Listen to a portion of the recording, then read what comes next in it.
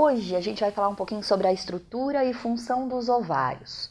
Veja, os ovários são estruturas na nossa anatomia que elas ficam próximas à parte uterina, mais ou menos nessa região. Nós temos 2 ovários, então eles, através da ação de 2 hormônios, que são secretados pela hipófise, após ser estimulada pelo hipotálamo. Então, o hipotálamo estimula a hipófise, que libera 2 hormônios, o FSH, que é o hormônio folículo estimulante, e o LH, que é o hormônio luteinizante. Então, esses 2 hormônios, eles vão ter ações diretas dentro dessa região, que é a região ovariana.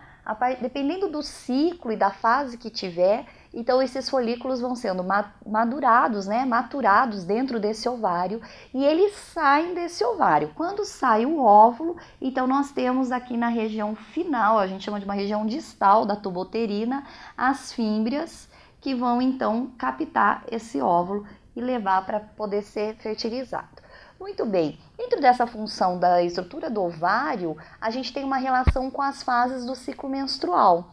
Então, quando a gente pensa no endométrio, conforme a gente tem a ação desses hormônios no ovário, ele tem uma relação com a parte do endométrio uterino. Então, nós temos 3 fases. A primeira fase a gente chama de fase menstrual, ou seja, do 1º ao 5º dia seria, então, a fase menstrual. Veja, eu estou falando do 1º ao 5º dia, considerando um ciclo normal de 28 dias. Isso é muito variável para cada tipo de mulher. Existem mulheres que têm ciclos de 28 dias, 26, 30 dias. Se você tiver muito menos do que isso ou muito mais, significa que um desses hormônios não está numa concentração adequada. Então é interessante você procurar um ginecologista para poder regular isso. Mas, naturalmente, vamos imaginar numa mulher que tem esse ciclo de 28 dias, do 1º ao 5º dia a gente tem essa fase menstrual. A partir do 6º dia até o 14º, nós temos então a fase que a gente chama de fase proliferativa. O que é essa fase proliferativa?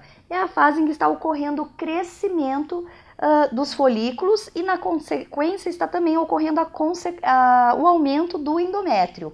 Então a gente tem uma segunda etapa, é aqui que a gente vai ter ovulação, ou seja, é aqui que a gente vai ter pico de LH, que o LH ele é responsável por esse processo de maturação folicular, e a gente vai ter um início, um pico de FSH, mas esse FSH ele já vai começar a diminuir. A terceira fase, que seria do 15º até o 27º, 28º dia, a gente chama de fase secretora. Então, essa fase secretora significa o quê? Significa que já ocorreu a ovulação, significa que o folículo que foi rompido já está virando corpo lúteo, amarelo, né? E aí, então, ocorre o pico de LH. Então, o que isso, né, tem em relação com a parte ovariana? É que esses hormônios, o FSH e o LH, e junto com o estrógeno e a progesterona, vão permitir que dentro do ovário ocorra então o crescimento folicular. O que seria o crescimento folicular? Seria a adição de camadas em torno, né, da célula principal, que é o óvulo, que depois vai sair e vai então ficar na região distal, aguardando o encontro com o espermatozoide. Na biologia, seria essa a função normal, né? O óvulo sempre ele espera o espermatozoide. Se ele não encontra, então vai ocorrer o quê? Um início, né, de aumento de FSH, LH, o decréscimo da progesterona e do estrógeno, e aí eu volto então de novo a menstruar. A menstruação ela é o marco do início do ciclo menstrual feminino. Eu espero que vocês tenham compreendido. Até o próximo encontro.